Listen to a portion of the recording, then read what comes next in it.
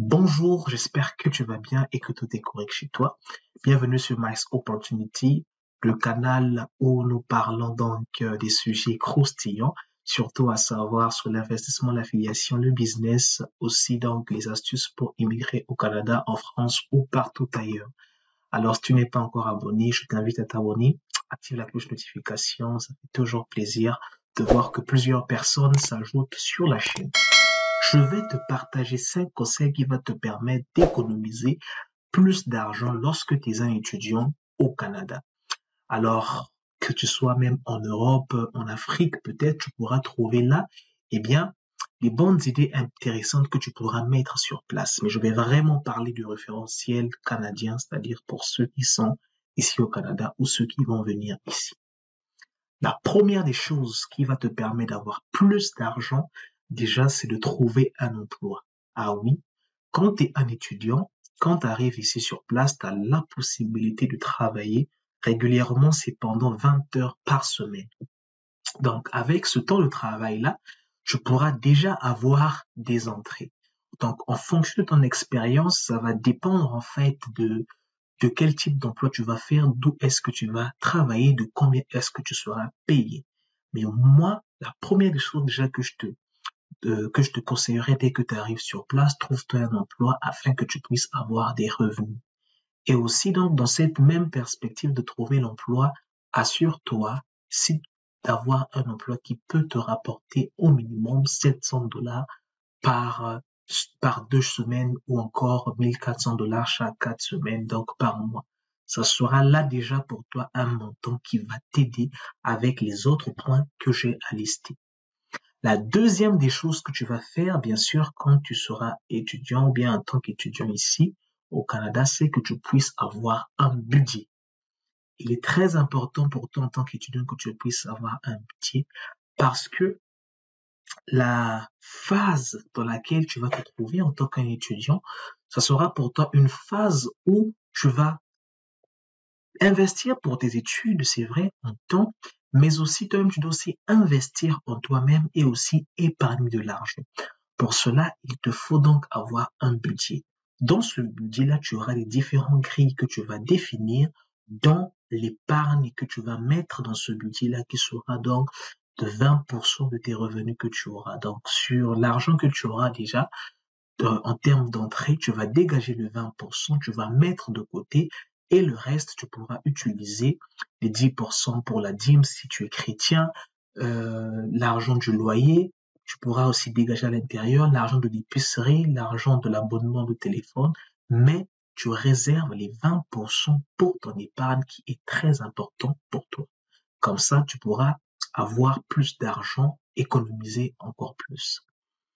Après, la troisième des choses que tu pourras bien faire, eh bien, c'est d'éviter de prendre du crédit. Vous savez, lorsque tu arrives en tant qu'étudiant au Canada, tu as cette possibilité-là de prendre du crédit auprès de la banque. C'est quelque chose qui est tout à fait légal et plusieurs personnes le font. Alors, moi, ce que je te dirais, ce que je te conseille vraiment, c'est de ne pas prendre du crédit. Parce que lorsque tu auras ta carte de crédit, il y aura une certaine somme qui sera mise sur cette carte-là. Alors toi, il ne faut pas que tu ailles dilapider cette somme-là parce qu'elle n'est pas à toi. En fait, on t'emprunte juste de l'argent pour que tu puisses donc avoir de l'argent sur ta carte et faire tes achats avec ta carte de crédit. Donc, il faut t'assurer que tu puisses avoir encore de l'argent afin de rembourser cet argent-là. Donc, si tu veux gagner plus, il va falloir que tu économises. Donc, tu ne pourras dépenser que ce que tu as prévu par rapport à ton budget. Ça, je te le donne comme conseil. Le quatrième conseil que je vais te donner, c'est il ne faut éviter de sortir avec tes cartes, que ce soit ta carte de débit, que ce soit ta carte de crédit. Je m'explique. Ici, nous sommes dans un environnement bombardé par la publicité. Et vous allez voir que ci et là, il y a beaucoup de publicités qui sont là, il y a beaucoup des offres, des bons plans. Si vous n'avez pas une gestion de vos finances, eh bien, vous ne pouvez pas épargner plus d'argent. Donc, pour cela, il vous faut éviter de sortir avec vos cartes parce que vos cartes, en fait, vous donnent un pouvoir d'achat sur le marché. Vous privez de vos cartes, ça veut dire que vous ne pouvez rien faire. Déjà, comme ça, vous allez habituer votre mental, votre cerveau à ne pas utiliser la carte.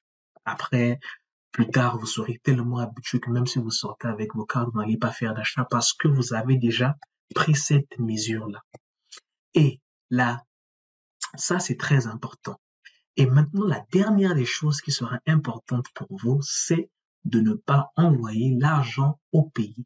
Je sais que c'est là où je vais perdre plusieurs personnes parce que il y a beaucoup de personnes lorsqu'ils voyagent en Europe, en Amérique, ils deviennent vraiment le chouchou de la famille, le grand frère préféré, la grande sœur préférée, la petite sœur préférée, le petit frère préféré, le cousin, le meilleur cousin. Pourquoi? Parce il a quitté l'environnement. Donc, les requêtes vont venir, les demandes vont venir. Donc, ça sera à toi, si tu veux économiser plus d'argent, de ne pas envoyer l'argent au pays.